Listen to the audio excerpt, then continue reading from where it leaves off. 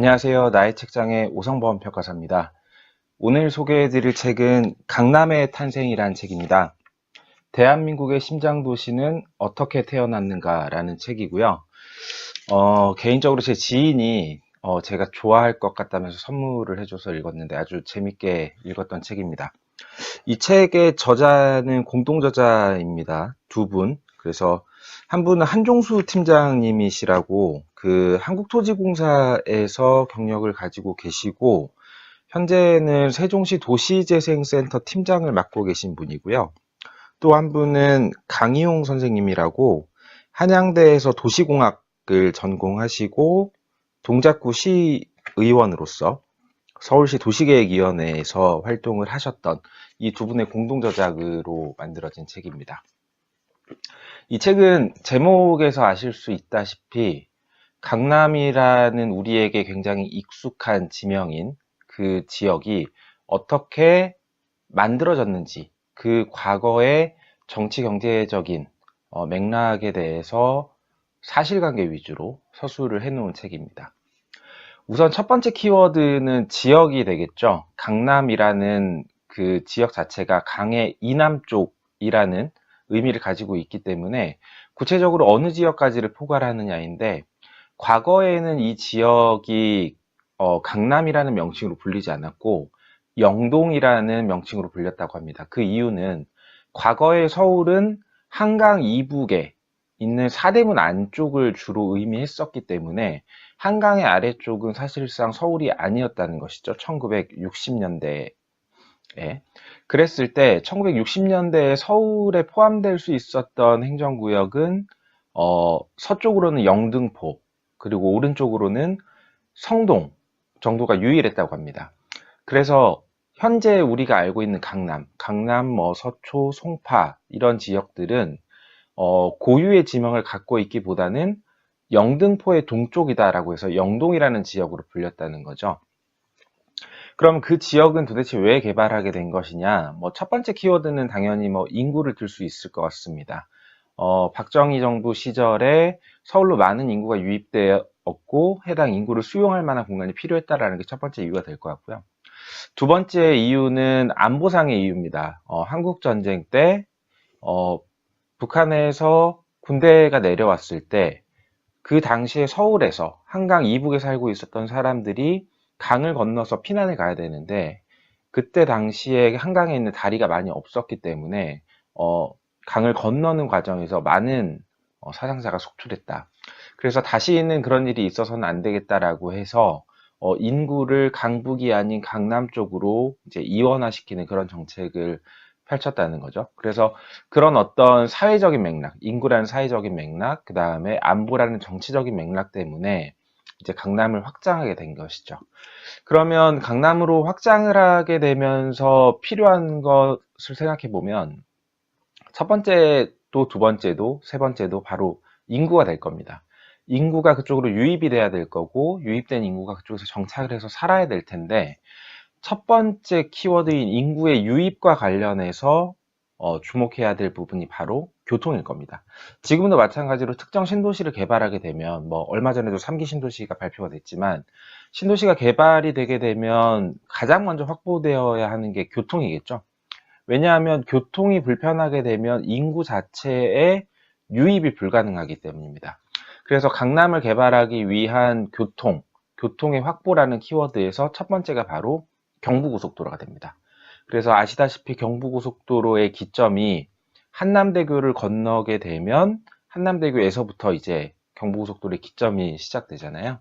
그래서 경부고속도로의 기점을 강남, 한강 이남에서 시작함으로 인해서 지방에서 올라오는 인구, 그 다음에 강북에서 지방으로 내려가는 인구 또한 강남을 거쳐갈 수 있도록 그렇게 세팅이 되어 있다는 점이고요.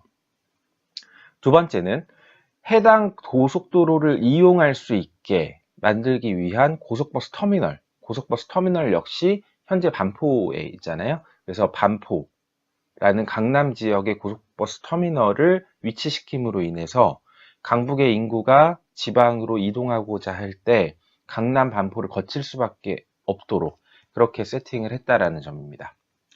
두 번째는 수방사업입니다. 수방사업은 다소 생소하실 수도 있는데 1960년대의 한강은 지금처럼 일정한 수량을 유지할 수 있는 상태가 아니라 때에 따라서 강폭이 늘어나거나 줄어들 수도 있는 그런 상태였습니다.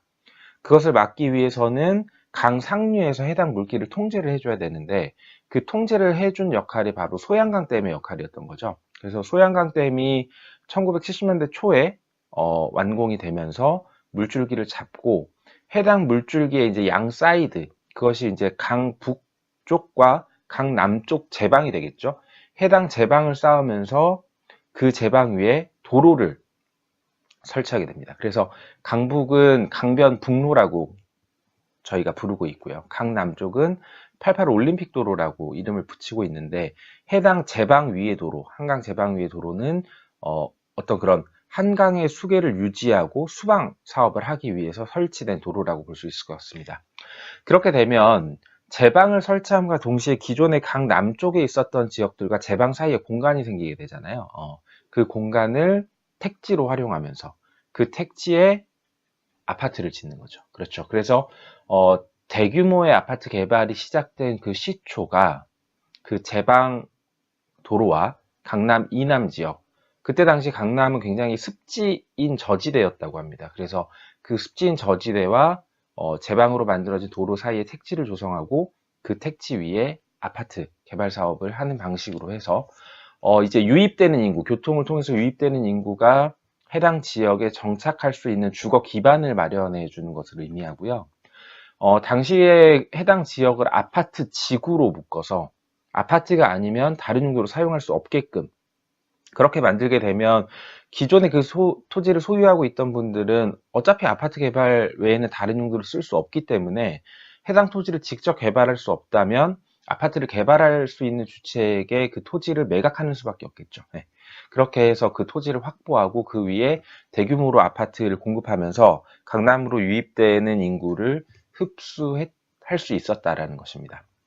그러면은 교통을 통해서 인구가 유입되고 해당 인구가 거주할 만한 주거시설을 확보했다면 이 인구가 거기서 계속 생활을 영위할 수 있게 만들어야 되겠죠. 그렇게 해서 지원해 준 것이 바로 행정기관의 이전과 교육기관의 이전입니다. 행정기관의 대표적으로는 서초동의 법조단지, 그리고 내곡동의 국정원, 뭐 이런 식으로 해서 행정기관을 남쪽으로 이전을 시켜주고요. 그리고 가장 크게는 기존의 강북에 있었던 명문고 중에 일부만을 남기고 대부분의 명문고, 뭐 경기고라든지 서울고라든지 경북고라든지 대부분의 명문고를 강남으로 이전시키면서 이제 이 강남 지역이 인구, 교통, 주거, 행정, 교육까지 모두 완성이 되는 그런 모양새로 강남이 형성이 되었다라는 것입니다. 사실 1960년대, 70년대 그 허허벌판이었던 강남 지역에서 어떻게 지금처럼 이렇게 큰 도시로 서울을 상징하는 큰 축의 하나인 도시로 이게 성장하게 됐는지에 대해서 과거의 어떤 사회적인 맥락, 정치적인 맥락, 경제적인 맥락을 잘 고루고루 보여주고 있는 그런 책이라고 할 수 있을 것 같습니다. 강남의 탄생에서는 강남 외에도 이제 다른 도시들, 뭐 여의도라든지 목동이라든지 아니면 노원이라든지 다른 도시들의 형성 과정에 대해서도 설명하고 있는데 일단은 강남이 메인 이슈이기 때문에 강남 위주로 설명을 드렸고요. 한번 일독해 보시면 머릿속에서 허허벌판인 강남의 도시가 생겨나는 과정을 한번 좀 그려보실 수 있을 거라고 생각합니다. 그리고 향후로는 저희가 뭐 1기 신도시, 2기 신도시, 그 다음에 이번에 3기 신도시까지 계속 새롭게 도시를 만들어가고 있는데 이 도시가 어떻게 생성되고 성장하고 쇠퇴하는지에 대해서 가장 기본 바탕이 되는 어떤 사고나 역사적 사실을 알려주는 책이라고 할 수 있을 것 같습니다. 굉장히 재밌는 책이니까 한번 읽어보시면 큰 도움이 될 수 있을 것 같고요. 오늘 준비한 건 여기까지입니다. 다음 시간에 뵙겠습니다.